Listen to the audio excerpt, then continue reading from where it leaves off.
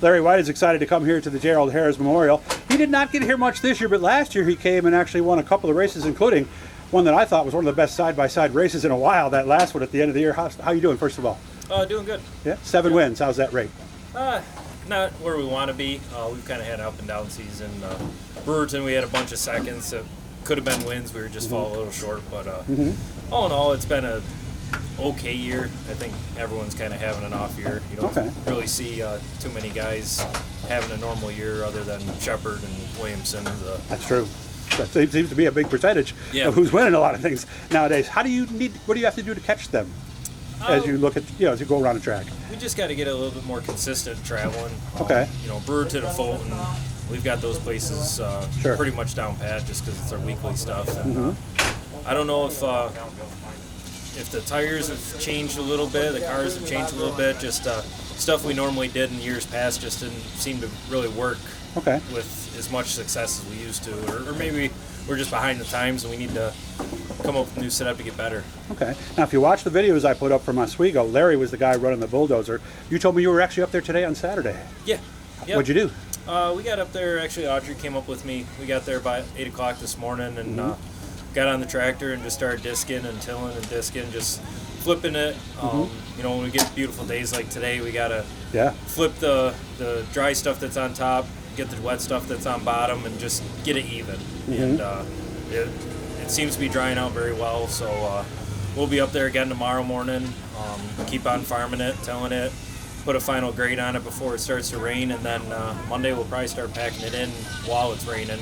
Just start packing it up, getting it to seal over so the rain runs off. Yeah, because rain's coming, Tuesday or Wednesday, I think, is Monday, Tuesday. Monday, Tuesday. Yeah, that's soon. Yep. Oh, okay. I didn't realize that. It's a very small amount of rain. It's more of a misting sprinkle type deal, not like a downpour. Okay, so maybe that might actually, help, but it won't hurt. I don't have the diesel fuel in the water truck. How do you make sure you get down far enough to get that stuff without going too far? You just listen. You just run the disc, and if you start hearing rattle of keys, it's touching the blacktop, you just pick it up a little bit. Okay, all right. Are we at that point yet where we've gotten all the way down? Probably will be tomorrow morning. Okay. There's spots where it was a little bit drier than some other spots, so the discs were able to chew in a little bit deeper, but it's basically just keep making laps and getting the wet stuff to mix with the dry stuff, and it all just works itself out. But I think we're at least a week ahead of where we were last year with the way it's drying right now, and we got nice weather. Yeah, because the key is to make sure all the clay is at the same level of dryness, basically. I don't know, that's not the way you phrase it exactly, and then start packing, because if it's wet on the bottom, that's what creates the problems? Sometimes. And I don't know, that's why I'm asking it. If it's too wet, basically the bottom moves. Like it won't stay in one spot, and then once the bottom moves and you have that hard top, it'll break that seal, and then that's when you get the top starting to bust apart, and you get all the dust, and then you get the big holes. So it's it's just moving it all around. The more you churn it, the drier it's going to get, and it's a lot easier to add water than it is to take water away. So basically, we want to get it as dry as we possibly can, and then start adding the water to it to get it formed in. Without making sure that it doesn't soak through and end up on the bottom where it moves, like we said. So it's almost like building a pie crust, isn't it? Pretty much, right? Yeah. It's not complicated, but it's just tedious. And if you rush it, that's when you get yourself in a bad position. Was this the date, or do you guys look at the weather forecast and say, oh, we got 5 days, let's go? That is how it's done. We're looking for a solid 3 to 4 day window. 4 days is great.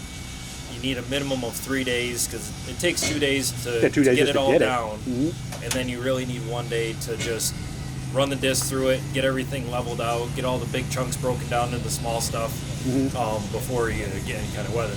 As I watched him over at the clay pile, I kept thinking about how nerve-wracking that is to make sure you don't put too much down too early, and then you get halfway down the backstretch. Oh no, we're out of clay. That is something you guys have to keep monitoring, right? Oh, yeah. This year I think we had maybe half truckload left sitting at the pile. I saw it. We had it sealed off, so it worked out good. And there's some things that we'll probably do a little bit different next year. Just the way the clay went down this year. Okay. I think it was a little bit wetter than it was last year. But like I said, it's drying out really nice, and the weather Luckily, Oswego, it's always windy up there, so that really helps pull the moisture out of it. Yeah, it was nice and sunny too. That's exactly what we needed. Good to see you, Larry. Maybe I'll talk to you later. All right, thank you.